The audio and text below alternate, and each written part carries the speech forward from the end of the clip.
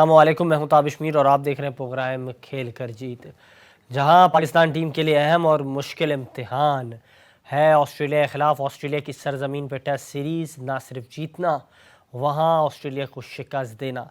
Shines और kangaroos मद्दे मुकाबिल होंगे और वहां पाकिस्तान की टीम की क़यादत कर रहे हैं शान मसूद। तो दूसरी जानिब पाकिस्तान की ग्रास रूट लेवल की सतह पर और ख़ास तौर पर डोमेस्टिक के हवाले से अगर बात की जाए तो पाकिस्तान क्रिकेट बोर्ड की जानिब से मुनक्किद करदा इवेंट्स का भी इख्तिताम हो गया है। पहले कायद-ए-आज़म ट्रॉफ़ी हुई, फिर लिस्ट ए के जो मुकाबले हुए, पाकिस्तान कप वो इख्तिताम पजीर हुआ और आखिर में कराची में नेशनल T20 इख्तिताम पजीर हुआ, जिसमें सरफराज अहमद ने पहले मादी और टाइटल अपने नाम किया कायद-ए-आज़म ट्रॉफ़ी में। तो दूसरी जानिब हमने देखा कि कराची की क़यादत करने वाले असद शफ़ीक ने रिटायरमेंट का ऐलान किया और उन्होंने अपने कैरियर की रिटायरमेंट का ऐलान करते हुए इन तमाम तर मामलात पर गुफ्तगू की और अब वो एक नया असाइनमेंट संभालेंगे। लेकिन पाकिस्तान टीम के लिए एक अहम असाइनमेंट अब ये होगा कि शान मसूद की क़यादत में होने वाली टेस्ट सीरीज़ अपने नाम करे। अगर पाकिस्तान टीम नाम करने में कामयाब हो जाएगी तो इसके बाद पाकिस्तान टीम के जो रास्ते हैं, ख़ास तौर पर ICC वर्ल्ड टेस्ट चैम्पियनशिप के लिए, वो भी दरवाज़े खुल जाएंगे। इन तमाम तर महरिकात पर बात करेंगे और आज हमारे स्टूडियो में जिस मेहमान ने हमें ज्वाइन किया है वो किसी तारीफ़ के मोहताज नहीं है। जब उन्होंने पाकिस्तान के लिए क्रिकेट खेली तो शानदार अंदाज से उन्होंने अपने डोमेस्टिक कैरियर में परफॉर्मेंस का मुजाहरा किया। PIA की तरफ से अपने क्रिकेट डोमेस्टिक कैरियर का आगाज़ किया, रनों के अंबार लगाए। कराची में होने वाली क्रिकेट में एक्शन आपको दिखाई दिए, 6 गेंदों पर 6 छक्के लगाने का एजाज़ भी इन्होंने अपने नाम किया। जब ये कोच बने तो इनकी कोचिंग के अंदर पाकिस्तान के वो नामवर सितारे खेले हैं जो इस वक्त पाकिस्तान टीम के साथ हैं। ये वही जावेद कदीर है जिन्होंने अंडर 16 में खेलने वाले साइम अयूब के साथ बतौर कोच वक्त गुजारा, तरबियत की और उस वक्त कहा कि 4 साल के बाद तुम पाकिस्तान टीम का हिस्सा हो गए। और वो साइम अयूब आज कौमी क्रिकेट टीम का पूरे 4 साल के बाद हिस्सा है। आज़म खान इनके साथ कोचिंग का हिस्सा रहे, अजीम अंदाज से उन्होंने परफॉर्मेंस का मुजाहरा किया। और ना सिर्फ आज़म खान जो हैं वो इस हलके में आपको दिखाई दे रहे हैं जहां उन्हें ये सरपरस्ती हासिल है, उनके वालिद साहब पाकिस्तान टीम के एशिया कप के विनिंग कप्तान रहे हैं मोइन खान साहब। तो उसके साथ साथ अगर कोच के तौर पर किसी ने खिदमत सर अंजाम दी हैं तो उनमें एक नाम शामिल है जो जावेद कदीर का है। इसके अलावा वुमेन टीम के हवाले से बात की जाए तो इस वक्त सबकी चर्चों में काफ़ी ज़्यादा जो है जिसकी बात की जाती है वुमेन टीम के हवाले से, वो कराची से ताल्लुक़ रखने वाली फ़ातिमा सना है। और फ़ातिमा सना के हवाले से बात की जाए, सना फ़ातिमा के हवाले से, तो वो भी क्योंकि इन्हीं की रहनुमाई में खेली और जब वो 13 साल की थी तब से इनकी कोचिंग में उन्होंने तरबियत हासिल की और एक तवील इनकी जर्नी रही। एक ख़ास तौर पर अगर बात की जाए तो इनके हवाले से जब बात की जाती है 1994 के अंदर पाकिस्तान टीम एशिया कप का मुकाबला खेल रही थी। इन्हें अपने कैरियर का पहला इंटरनेशनल मैच तब खेलने मिला शारजाह में जब पाकिस्तान और श्रीलंका मद्दे मुकाबिल थी। ये खुशखबरी उन्होंने जब सुनी तो कराची से उन्होंने सफ़र किया, नाज़ोआबाद में रिहाइश पजीर थे तो वहाँ से सफ़र किया। एयरपोर्ट का जब सफ़र किया, W11 कराची में काफ़ी मशहूर है, तो वहाँ से सफ़र कर कर जब ये वहाँ पहुँचे एयरपोर्ट तो इन्हें मालूम हुआ कि जो इनकी फ़्लाइट है वो 2 घंटे पहले ही रवाना हो चुकी है और फ़्लाइट भी मिस कर दी। लेकिन इसके बाद जब पाकिस्तान के लिए खेले तो नासिर हुसैन जो इंग्लैंड के कप्तान हैं वो भी इनकी तारीफ़ किए बगैर ना रह सके। इन तमाम तर महरिकात पे गुफ्तगू करने के लिए हमें ज्वाइन किया जावेद कदीर साहब। जनाब बहुत शुक्रिया कीमती वक्त देने के लिए। अस्सलाम वालेकुम सबको। सर क्या कहेंगे, एक जानिब जो मैंने ये पूरी दास्तान बयान की है, ये तो अब कोई तफसील नहीं है, एक लंबी दास्तान है, कई बातें मैंने बयान की। मुझे इस हवाले से बताइएगा कि कैसा रहा सबसे पहले आपको कैरियर का सफ़र। लेकिन उससे पहले मैं आपके कैरियर से पहले ये बात जानना चाहूँगा, जब आपने पहला पाकिस्तान के लिए इंटरनेशनल मैच खेला तो 1994 में आप वो मैच खेले, मोइन खान साहब उस वक्त टीम के कैप्टन तो सईद अनवर कैप्टन थे, लेकिन विकेट कीपर के तौर पर वो खिदमत सर अंजाम दे रहे थे मोइन खान साहब। उन्हें चिकन पॉक्स हुआ और चिकन पॉक्स होने की वजह से आपको मौका मिला पाकिस्तान खेलने का। आप जब पहुंचे तो फ्लाइट आप मिस कर चुके थे। अब ये जो कहानी है इसमें कितनी हद तक सच्चाई है, क्या मंतक है, बताइएगा। बिस्मिल्लाहिर्रहमानिर्रहीम। बस सही बात है, बिल्कुल जाहिर सी बात है। मैं न्यूजीलैंड से आया था अंडर 19 के साथ और मुझे 3 दिन हुए थे और मुझे एकदम सर मोइन खान अपना अनफिट हो गए थे, उनको चिकन पॉक्स निकल गई थी और मुझे फिर कॉल आई क्रिकेट बोर्ड से। हाँ। और फिर मैं तो बहुत खुश हुआ, फिर पूरा ख़ानदान जमा हो गया। और बिल्कुल सही बात है, और जहाज़ फ्लाइट ही में मिस कर गया था। फिर क्या आगे का सफ़र कैसे तय आगे किया? का सफ़र ये, चेयरमैन उस वक्त आरिफ अली ख़ान अब्बासी थे, जी। और उन्होंने फिर मुझे याद है मेरी एमिरेट्स की फ़्लाइट थी, फिर उन्होंने नेक्स्ट फ़्लाइट में PIE से गया था, उन्होंने मतलब फ़ौरन अरेंज आप की थी, जो है एक फ्लाइट मिस की, फिर दूसरी फ्लाइट अरेंज करके की आप थी। पाकिस्तान के लिए खेलने जी, गए। शुक्र है। अच्छा, अंडर 19 के फौरन बाद आपको ये एक्सपोजर मिला, जी नौजवानों को इस तरह जल्दी एक्सपोजर हम देख रहे हैं आजकल मिल रहा है, और वो क्वालिटी ऑफ क्रिकेट भी नहीं है। जी। तो आपको जब ये एक्सपोजर मिला तो उस वक्त आपके क्या जज्बात थे? बस जाहिर सी बात है, बहुत खुशी थी। मैंने सकलैन मुश्ताक को न्यूजीलैंड में कीपिंग की, मोहम्मद जाहिद को कीपिंग की, वर्ल्ड क्लास बॉलर है, राना नवीदुल हसन को किया, अजहर महमूद को। फिर कोच मुझसे बड़ा खुश थे, खालिद इबादुल्लाह कोच थे, उन्होंने कहा ये जितने भी प्लेयर आए हुए हैं सबसे पहले आप पाकिस्तान से खेलोगे, और मैं ही खेला। नहीं, बिल्कुल, इसमें कोई दो राय नहीं। अच्छा, अगर मैं आपके करियर के हवाले से बात करूं, मैंने तो काफ़ी चीज़ों का जिक्र किया, कुछ चीज़ें मैं जिक्र करने से शायद चूक भी गया हूं। अगर बात की जाए, शाहिद खान आफरीदी पाकिस्तान की क्रिकेट का एक बड़ा नाम, मोहम्मद वसीम साबिक सेलेक्टर पाकिस्तान टीम, इसके अलावा बात किया शोएब अख्तर रावलपिंडी एक्सप्रेस, ये काफ़ी बड़े बड़े नाम हैं जो आपकी कप्तानी में खेले। हाँ, मतलब जो है, शाहिद आफरीदी तो बड़ा नाम है, अल्लाह ताला उनको बहुत इज्जत दे। और मैं 91-92 में अंडर 19 का कप्तान था कराची वाइट्स का, हाँ। वो मेरी कप्तानी में खेले। बहुत फाइटर थे, बहुत हार्ड वर्कर थे। और बाकी इंग्लैंड टूर पे जैसे मोहम्मद वसीम बाहर जाते थे तो मैं कप्तानी कर लेता था। मेरे अंडर में शोएब मलिक, शोएब अख्तर, मैं कीपर था, तो मोहम्मद वसीम मुझे ज़्यादा जिम्मेदारी दे के जाते थे कि जावेद आप हैंडल कर लेना ये। नहीं, अच्छा, इसके अलावा अगर जावेद साहब इस हवाले से आप हमारी रहनुमाई कीजिएगा, एक आपका क्रिकेट करियर रहा, एक आपका कोचिंग करियर रहा, जहां आपने कई अपने जो है स्टार्स को तैयार किया, जिनमें साइम अयूब हैं, इस वक्त हम देख रहे हैं कि नौजवान खिलाड़ी भी नज़र आ रहे हैं, याया शाह वो दिखाई दे रहे हैं, जानजेब हैं वो दिखाई दे रहे हैं, इसके अलावा मोइन खान साहब के साहबजादे आजम खान बहुत आजम खान मेहनत की, साहब, वो बहुत ज़बरदस्त मेहनती आजम परफॉर्मेंस खान। का मुजाहरा करते हुए हमें दिखाई देते हैं। तो ये जो खिलाड़ी हैं, इनके साथ आपका वक्त गुजरा, क्या मतलब वो टेन्योर कैसा रहा, वो वक्त बस कैसा ये रहा? लोग हार्डवर्क बहुत थे, मतलब मुझे खुद बोलते थे सर मैच कराएं, हमें मैच खिलाएं। फातिमा, साइम अयूब और आज़म खान को मैंने ज़ाहिर सी बात है कोचिंग की, हमारी एकेडमी का ही बच्चा, मोइन खान क्रिकेट एकेडमी का, बहुत हार्ड वर्कर है। और याया शाह बहुत हार्ड वर्कर है, इसने भी बड़ी मेहनत की है। तो इंशाल्लाह आने वाले वक्तों में फ्यूचर प्लेयर बनेंगे।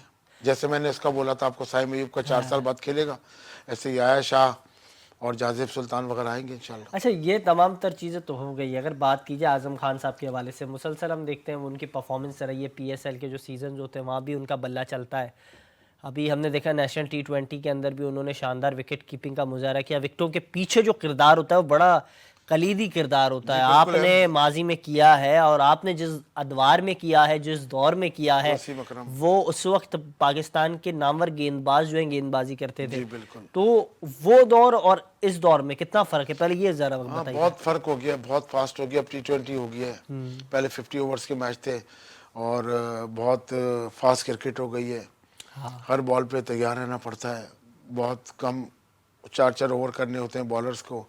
और आज़म खान ने बड़ा ज़बरदस्त कैच पकड़ा, ऐसा मैंने थर्ड मतलब बिल्कुल विकेटों के पीछे भागते हुए आउटस्टैंडिंग कैच पकड़ा। और डाइव भी लगाई। ज़बरदस्त ज़बरदस्त माशाल्लाह, बहुत हार्ड वर्कर है। अच्छा, इस हवाले से बताइएगा, एक जानब हम देख रहे हैं आप जहां ये तमाम तर चीज़ें कर रहे हैं, सना फातिमा, उन्होंने फातिमा सना ने ज़बरदस्त बॉलिंग का मुजाहरा किया। हमने देखा फातिमा शानदार गेंदबाजी का मुजाहरा कर रही थी, ख़ास तौर पर न्यूजीलैंड की कंडीशंस में, और वहाँ उन्होंने विकटें ना सिर्फ पाकिस्तान टीम को दिलाई, वो एक अहम किरदार उन्होंने अदा किया। उस किरदार के हवाले से क्या बात करेंगे, क्योंकि अंडर 13 आपके साथ वो थी। बस हार्ड वर्कर थी, बहुत हार्ड वर्कर थी। और उसको मैं बोलता था गुड लाइन पे बॉल करो, सिस्टम में बॉल करो, ठीक है, आप ऑस्ट्रेलिया जाओ, इंग्लैंड जाओ, न्यूजीलैंड जाओ, सेम विकेटें होती हैं, सिर्फ गुड लाइन पे बॉल करो और कहीं नहीं करो। और उसने बात मानी और मैन ऑफ द मैच हुई, दुनिया ने देखा। ये जो जावेद साहब आपके कई शागिर्द रहे हैं, अक्सर हमें देखने को मिलते हैं कि जब ये आपके शागिर्द हो या फिर किसी के भी शागिर्द हो, वो जब तक पाकिस्तान नहीं खेले होते हैं तो अपने कोचेस की बड़ी कदर करते हैं, बड़ा उन्हें सराहते हैं, उनकी कारकर्दगी को जो है बड़ा अप्रिशिएट करते हैं।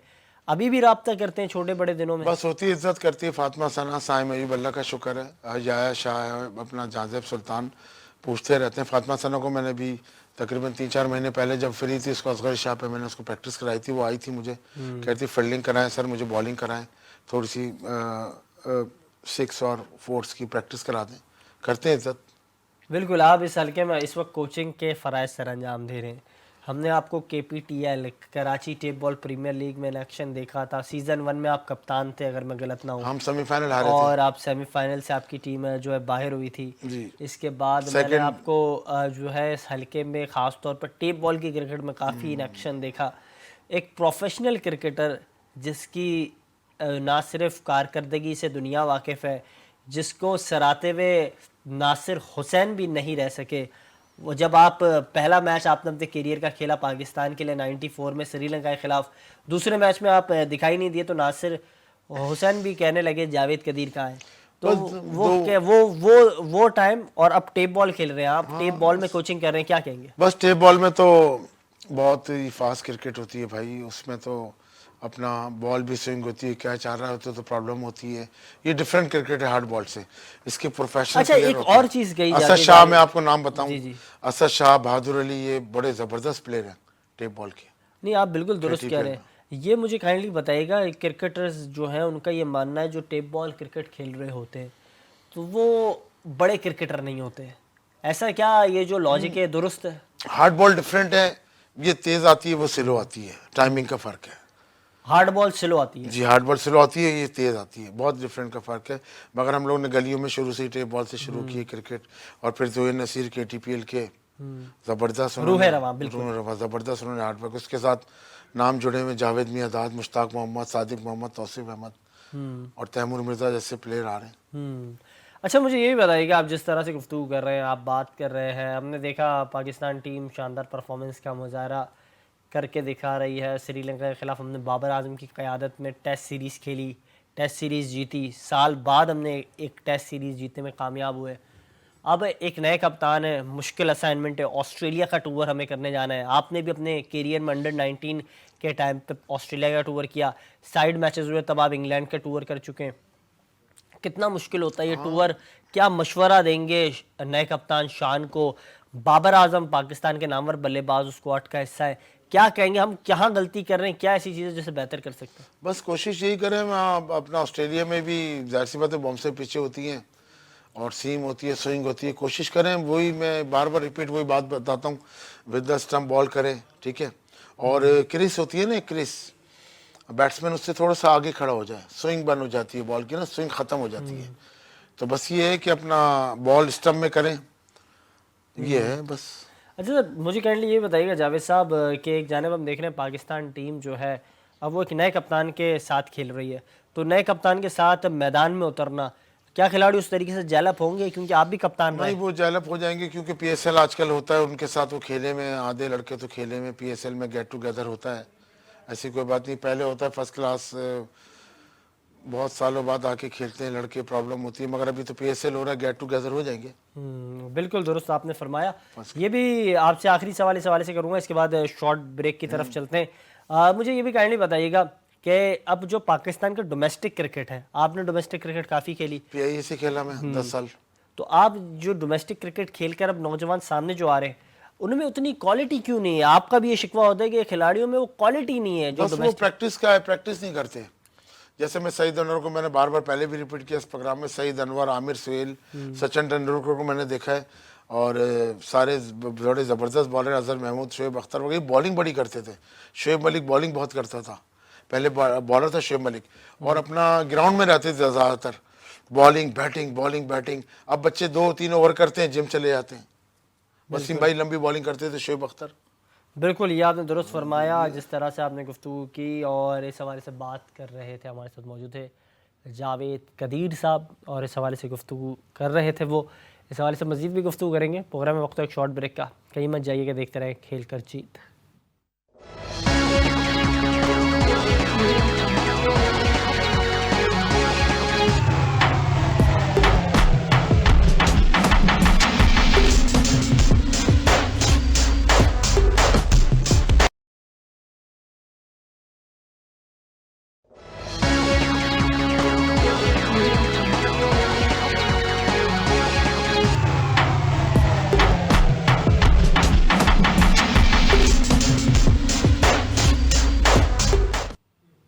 प्रोग्राम में एक बार फिर से खुशामदीद। और हमारे स्टूडियो में मौजूद थे, किसी तारीफ़ के मोहताज नहीं, जावेद कदीर साहब, साबिक क्रिकेटर पाकिस्तान के, और इसी हवाले से हमें ज्वाइन किया है पाकिस्तान की क्रिकेट का एक बड़ा नाम, जिन्होंने ओडीआई में पहली बार पाकिस्तान के लिए हैट्रिक की, और अपने वक्त के शानदार फास्ट बॉलर ग्रेट जलालुद्दीन साहब, जो इस वक्त कराची में ख़ास तौर पर काम करते हुए आपको दिखाई देंगे। ग्रास रूट लेवल की क्रिकेट को बेहतर बनाने का बेड़ा इन्होंने उठाया है, बेहतरी की जो सिमत है उसे वाजे कर रहे हैं, और इस वक्त मौजूद हैं यूएसए में। जनाब, बहुत शुक्रिया कीमती वक्त देने के लिए। Welcome to the show.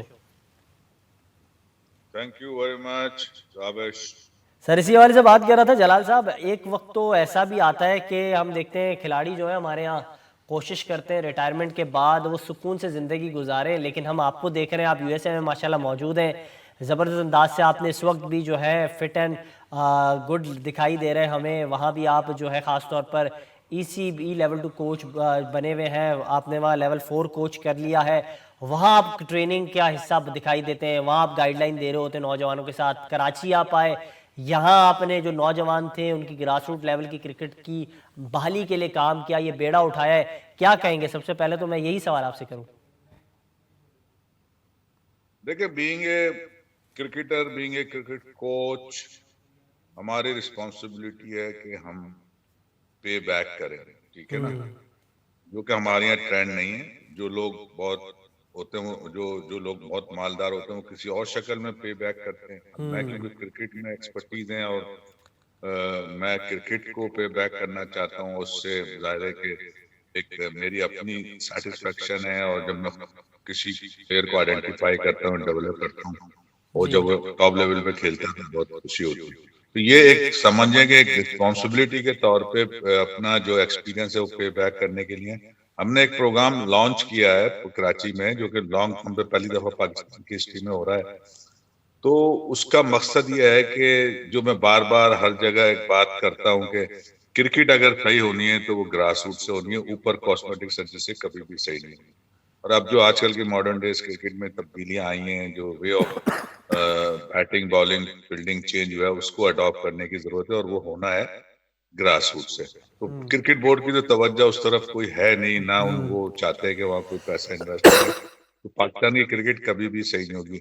अब उसको देखते हुए मैं अपने एंड पे क्या कर सकता हूँ वो मैं करने की कोशिश करता हूँ। और आज कोई ये पहली दफा नहीं है, 10वें प्रोग्राम किए हुए, जिससे बहुत सारे प्लेयर आज पाकिस्तान को रिप्रेजेंट कर रहे हैं। अगर मैं आइडेंटिफिकेशन के हवाले से बात करूं तो शान मसूद वो हैं जिनको हमने आइडेंटिफाई किया, सरफराज को किया, और अभी आप साइम अयूब को देख लें, वो हमारे साथ अंडर 15 में इंडिया टूर पे गए।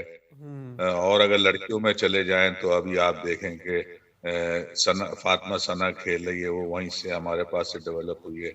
फिर अरूप शाह है, फिर नजिया अलवी विकेट कीपर है।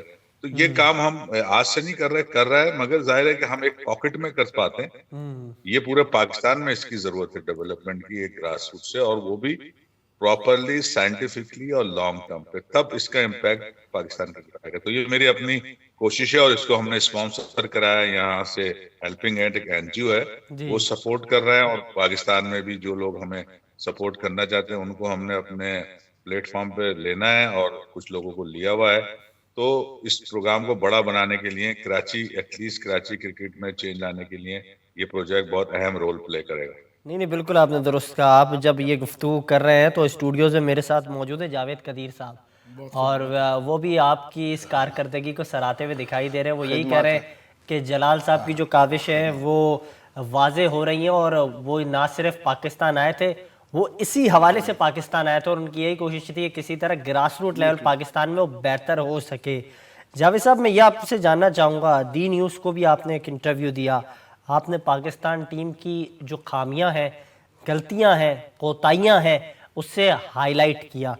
पाकिस्तान टीम की बॉलिंग अटैक के हवाले से मैं बात करना चाहता हूं। आप अपने वक्त के ज़बरदस्त बॉलर रहे हैं, हम कहाँ ऐसी गलती कर रहे हैं कि हमें वो बॉलर्स ग्रास रूट लेवल पर मिल ही नहीं पा रहे हैं जो उस वक्त माजी में हुआ करते थे?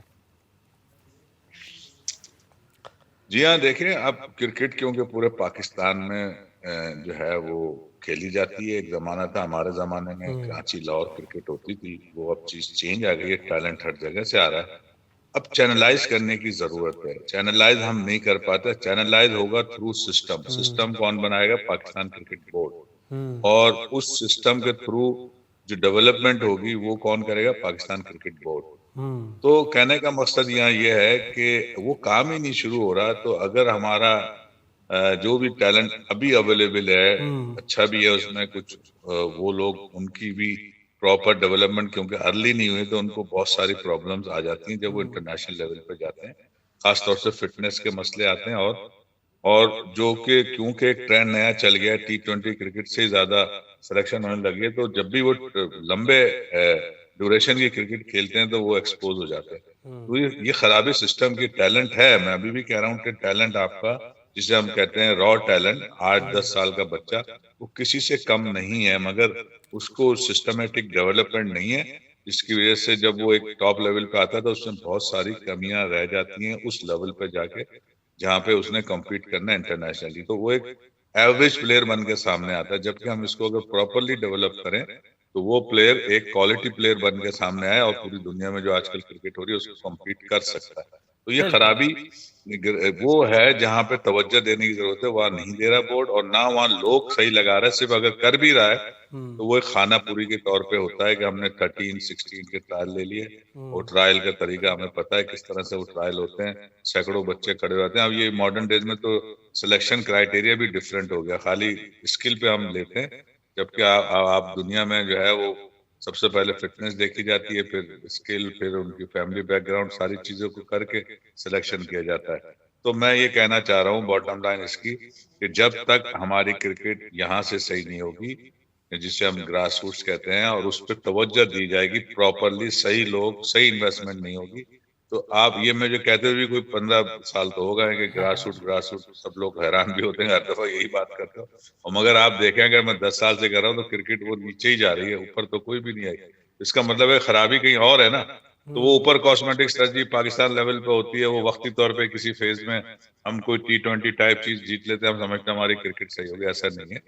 जावेद कदीर यहाँ बैठे हुए हैं, वो खुद भी कोचिंग करते हैं और उन्हें अंदाजा है कि वो किस तरह से छोटे बच्चों को देखते हैं, उनमें टैलेंट है, मौजूद है, बिल्कुल है।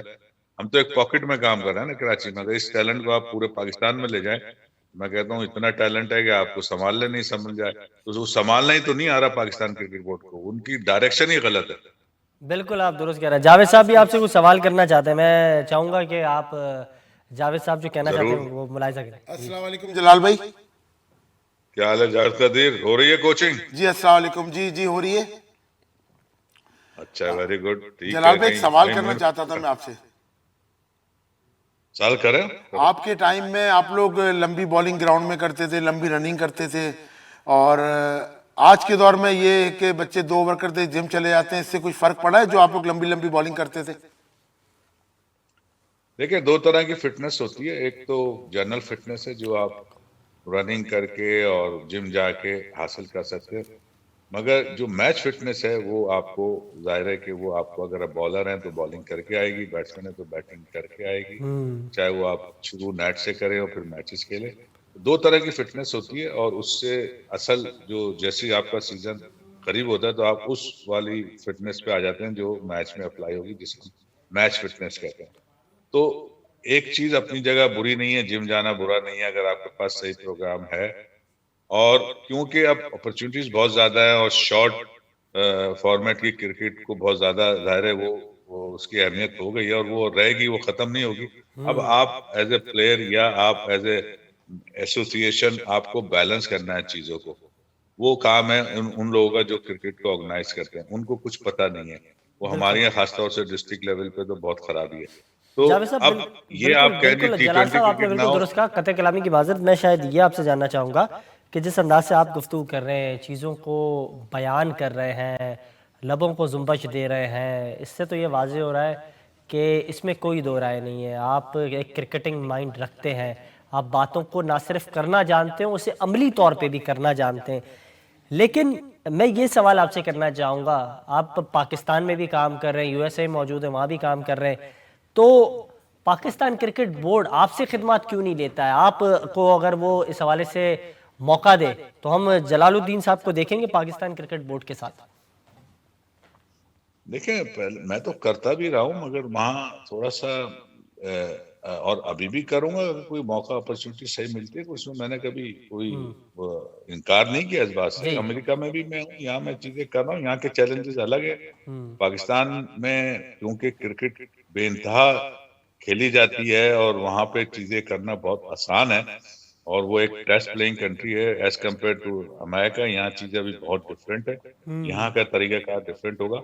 तो बोर्ड ने अगर कोई सर्विस लेनी है तो मैंने कभी इनकार नहीं किया, और मैं बहुत दफा बोर्ड के साथ रहा भी हूँ और बगैर किसी वजह के हटाया भी गया हूँ। तो इस तरह की जो चीजें होती हैं तो उससे फिर आदमी डिसअपॉइंट होता है, मगर फिर भी क्रिकेट मेरा पैशन है। और मैं देखे ना, अब ये मैं अगर आज प्रोजेक्ट लेके आया हूँ कराची, तो ये अमेरिका से स्पॉन्सर करा के लाना आसान काम नहीं होता, लोगों को बिल्कुल। कन्विंस करना होता है, लोगों का ट्रस्ट होता है, तब वो इस तरह की चीजें करते हैं। तो लोगों का ट्रस्ट इसलिए है कि हमने डिलीवर किया है। जब डिलीवर किया हुआ है तो पाकिस्तान क्रिकेट बोर्ड अगर सर्विस नहीं लेना चाह रहा तो वो तो आप पीसीबी से पूछेंगे ना। दूसरा ये कि मैं कुछ चीज, अब आपने छेड़ ही दिया जिक्र पाकिस्तान क्रिकेट बोर्ड का, मैंने वो चीजें करी हैं पाकिस्तान में जो पाकिस्तान क्रिकेट बोर्ड को करना था। बिल्कुल। सपोज अगर हम मिसाल ले लेते हैं कि कोचेस की डेवलपमेंट, जी। सबसे पहले तो हमने पाकिस्तान में कोचेस डेवलप किए। क्रिकेट बोर्ड का तो एजुकेशन डिपार्टमेंट भी 2 साल बाद बना था। हमने आज जो वो कोचेस डेवलप किए वो पूरे पाकिस्तान में कोचिंग कर रहा है। तो ऐसे काम हम कर चुके हैं जो जो क्रिकेट बोर्ड को करने हैं। क्रिकेट बोर्ड, अच्छा अब आ जाओ मैं वो वाइट टेस्ट प्लेयर हूँ जो सबसे पहले इंग्लैंड से जाके लेवल 3 कराया। किसने कराया? क्रिकेट बोर्ड ने मुझ पर पैसे खर्च करके मुझे वहां भेजा और ट्रेनिंग कराई, मगर ट्रेनिंग कराने के बाद मुझे यूटिलाइज नहीं किया। तो ये एक अजीब सा आपके सामने बात है ना, कि इसको देख के तो मैं हंस सकता हूँ। देखे ना कि आप पैसे मुझ पे खर्च कर रहे हैं, मुझे ट्रेन करा रहे हैं, मैं पानियर में से हूँ, फिर आप मुझे यूटिलाइज नहीं कर रहे, तो मुझे तो मुफ्त में ट्रेनिंग आपने दिलाई है, मैं तो खुश हूँ, मैं अपनी जगह काम कर रहा हूँ, मगर काम तो मुझे क्रिकेट बोर्ड के लिए करना था ना। उन्होंने कहीं यूटिलाइज नहीं किया। वैसे टाइम टू टाइम मैंने लास्ट मैं पाकिस्तान वुमेन्स टीम का चीफ सिलेक्टर था, जब टीम जीतने लगी बगैर किसी वजह, बगैर बताए, कोई लेटर दिए मुझे हटा दिया गया। अब इस तरह की नॉन प्रोफेशनल बातों में आप क्या अंदाजा लगाएंगे क्रिकेट बोर्ड ने क्या सही करना है और क्या गलत? नहीं, इसमें कोई दो राय नहीं है। आप जब गुफ्तगू करते हैं तो आपके जुमले इस तरह से मुकम्मल होते हैं जिससे वाज़ेह होता है कि आप ना सिर्फ एक काफ़ी शानदार मिजाज शख्स हैं, आप काफ़ी बखूबी अंदाज से इस क्रिकेट के हल्के को जानते हो, और आप में जो तजर्बा है वह इस वक्त के मौजूदा जो लोग हैं उनमें उतना नहीं होगा। आपने जिस अदवार में क्रिकेट खेली है, जिस हालात से आपने सामना करके क्रिकेट खेली है, और बिल्कुल यकीनी तौर पर काफ़ी चैलेंजिंग थे। लेकिन एक और अहम सवाल मैं आपसे करूंगा, क्योंकि हमने आपको जहमत दी इस हवाले से, और वैसे काफ़ी कम मौका मिलता है। आपके वहाँ यूएसए की टाइमिंग और हमारे यहाँ पाकिस्तान की टाइमिंग काफ़ी मुख्तलिफ है। काइंडली इस हवाले से मुझे बताइएगा, जलाल साहब आप जिस तरह से काम कर रहे हैं, क्योंकि जब भी हम इस हल्के में मौजूद होते हैं, अपने साफ़ती फ़राइज़ सर अंजाम दे रहे होते हैं, तो सबसे पहले अगर किसी क्रिकेटर का जिक्र होता है जो कोचिंग के हवाले से काफ़ी कुछ जानता है, तो उसमें आपका नाम सरे फहरिस्त है, क्योंकि आपने वो कोर्सेज भी किए हुए हैं, आप में ये तजर्बा भी है। तो क्या जो मौजूदा पाकिस्तानी कोचेज हैं वो क्या इस हवाले से आपसे राब्ता करते हैं, आपसे पूछते हैं, आपसे कुछ बात जानने की कोशिश करते हैं? जी जी बिल्कुल, मैं ज्यादातर के साथ कनेक्ट रहता हूँ। जो प्रॉब्लम अभी अगर आपने कोचिस की बात कर दी है, तो जो अभी रिसेंटली हमारे जो कोचेज हैं सबने एजुकेशन तो ले ली है, मगर जो मॉडर्न डेज क्रिकेट का जो अब नया सेट ऑफ माइंड सेट आया है, जी। उससे वो अपने आप को अलाइन नहीं कर पा रहे हैं, मतलब उसके साथ जोड़ नहीं पा रहा है जो आजकल है। उसकी वजह यह है कि हम जो आजकल के दौर में, मैं उन कोचेस की बात कर रहा हूँ जो फर्स्ट क्लास लेवल पे इधर कर रहे हैं, वो एक एक जिसे कहते हैं लकीर के फकीर, जो बस किसी ने बता दिया वो। क्रिकेट में कोचेस, वो कोच अच्छा होता है जो अपने अंदर इनोवेशन पैदा करे, मतलब एक चीज पढ़ लिया मगर उस पढ़ने से आप 4 चीजें और निकाल सकते हैं। वो जो जिसे कहते हैं ना कि क्रिएटिविटी नहीं है हमारे यहाँ, और जो जो जो तरीका कार अब प्लेयर और कोच रिलेशनशिप इतना इम्पोर्टेंट है, उस पर हमारी तवज्जो नहीं है। हम सिर्फ जॉब सीकर टाइप हैं कि हमें नौकरी मिल गई, हम काम कर रहे हैं, मगर हम जो relationship with the player, management, media, और फिर अपने अंदर इनोवेशन, इससे में अभी हम लैग कर रहे हैं। सबने ट्रेनिंग ले ली है, मगर अब जो आगे बढ़ने के लिए चीजें करनी है ना, वो उनमें अभी कमी हो रही है। मगर मेरा डिस्कशन होता रहता है, मैं उनके साथ चीजें डिस्कस करता रहता हूँ, और दे आर ऑल गुड। मगर उन्हें अब आगे बढ़ना है। वो आगे बढ़ने के लिए जो आजकल दुनिया में हो रहा है उसको अडॉप्ट करना है। हम वो नहीं कर रहे हैं। हमारे सारे जो कोचेज हैं वो अभी तक पुरानी लेवल के तरीके से कोचिंग कर रहे हैं, जिसमें वो अब इतनी यहाँ पे उसकी इफेक्टिवनेस कम हो गई है। अब आपको नए वे में आना है, और आपको अच्छी तरह चीजें प्लेयरों के साथ भी रिलेशनशिप अच्छी बनाना है। बिल्कुल, जो तर्ज अमल है वो इंतहाई ज़्यादा जदीद नहीं है, जिसके मुस्बत नताइज सामने नहीं आ रहे। आप दुरुस्त कह रहे हैं। आखिरी सवाल आपसे करूँगा कि इस वक्त पाकिस्तान क्रिकेट टीम और ख़ास तौर पर क्रिकेट बोर्ड में जो मामलात हैं सर, उसको लेकर तो ऐसा लगता है रोज़ाना कोई ना कोई यू टर्न हो जाएगा। अब पाकिस्तान क्रिकेट के अंदर इतना ज़्यादा यू टर्न हो रहा है, इसकी क्या वजह है? हमने देखा पहले मोहम्मद हफीज़ साहब जो है उनका बड़ा एक स्ट्रेट वो बिल्कुल बात करते थे इस हवाले से कि जो मैच फिक्सर्स हैं उनकी कोई जगह नहीं बनेगी। फिर बाद उन्होंने ही मोहम्मद आमिर को कॉल की। फिर सलमान बट के मामले पर पाकिस्तान क्रिकेट बोर्ड ने जो अमल रवा रखा, जो उनके चीज़ें रवा रखी, उसके हवाले से काफ़ी ज़्यादा क्रिटिसाइज़ रहे।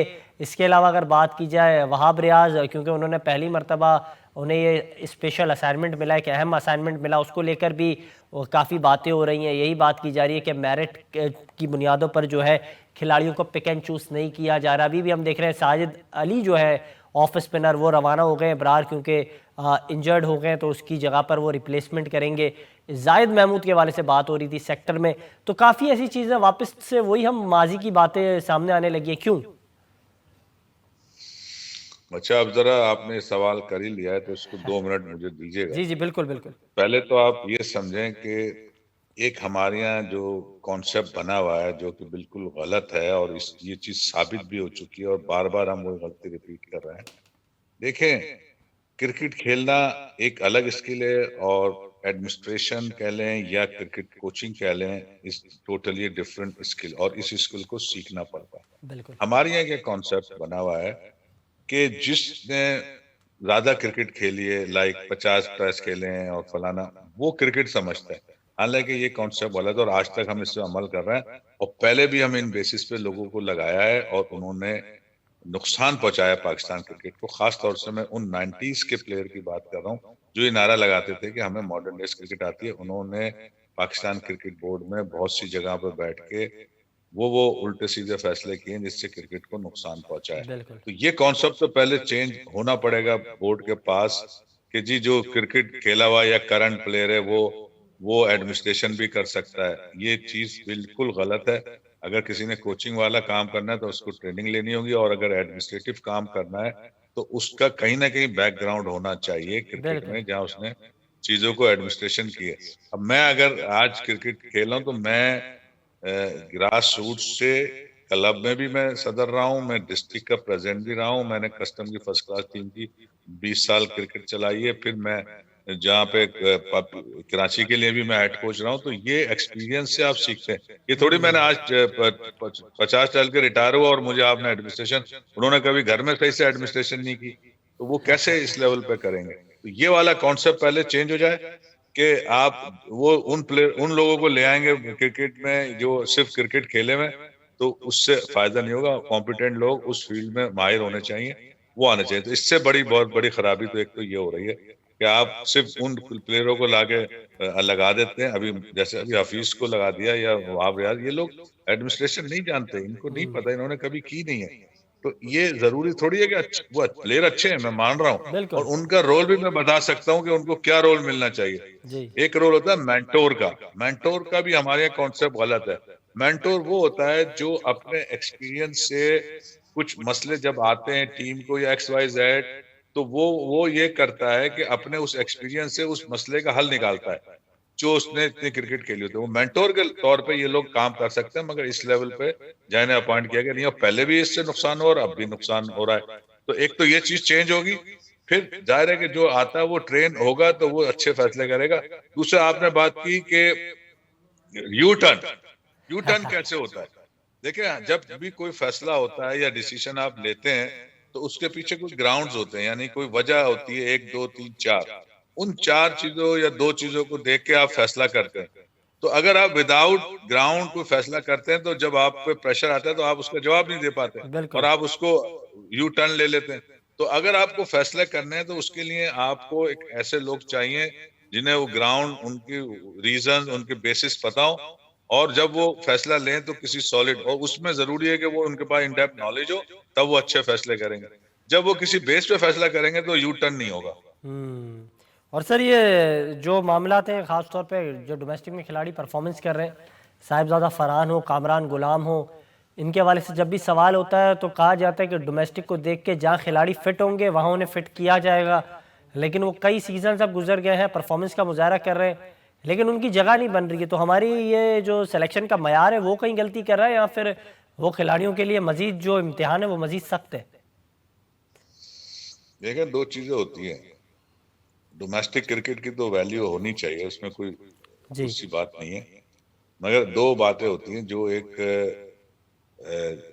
वो लोग जो क्रिकेट को इन डेप्थ नॉलेज रखते हैं और समझते हैं, वो देखते हैं कि एक प्लेयर डोमेस्टिक प्लेयर है क्या, इसमें इंटरनेशनल मटेरियल है या नहीं है। एक तो ये बात होती है। अच्छा, एक प्लेयर वो है जो एक्स्ट्रा ऑर्डिनरी परफॉर्मेंस कर रहा है, तो उसमें है या नहीं है, उसकी तो राइट बन जाता है। मैं सिलेक्शन से हवाले से ये बात कर रहा हूँ। एक ने बहुत ही अच्छा परफॉर्म किया हुआ, उसको आप कुछ नहीं कह सकते कि उसकी टेक्निक खराब है, उसकी फलां चीज खराब है, उसको तो आपने अपॉर्चुनिटी देनी है। ठीक है, अगर पाकिस्तान टीम में डायरेक्टली जगह नहीं बन रही तो कोई बात नहीं, आप उसको डिफरेंट टीम्स, ए लेवल, कहीं साइड गेम सही, उसको आप टेस्ट करें, उसका तो राइट बनता है जो एक्स्ट्रा ऑर्डिनरी परफॉर्मर है। बाकी अगर कोई एवरेज परफॉर्मर है या एक जैसे 10 लोग हैं, तो उनमें हमें ये देखना होता है कि इनमें इंटरनेशनल मटेरियल है या नहीं। बिल्कुल। तो एक तो हमारी गैप बहुत है डोमेस्टिक क्रिकेट में, जैसे आपने देखा कोचेस का मैंने बताया, इसी तरह प्लेयरों की एटीट्यूड, माइंडसेट, उनको जो वैल्यू सेट है उस पर खेलना आता नहीं है, ना उनकी अकाउंटेबिलिटी होती है। तो इसलिए वो प्लेयर जब इंटरनेशनल लेवल पे जाते हैं तो बहुत से ज्यादा फेल हो जाते हैं। तो ये भी हमारा अपना कसूर है कि हम उनको उस तरह डेवलप नहीं कर रहे जैसे कि एक इंटरनेशनल प्लेयर बनाने के लिए होता है। तो डोमेस्टिक का फर्क है।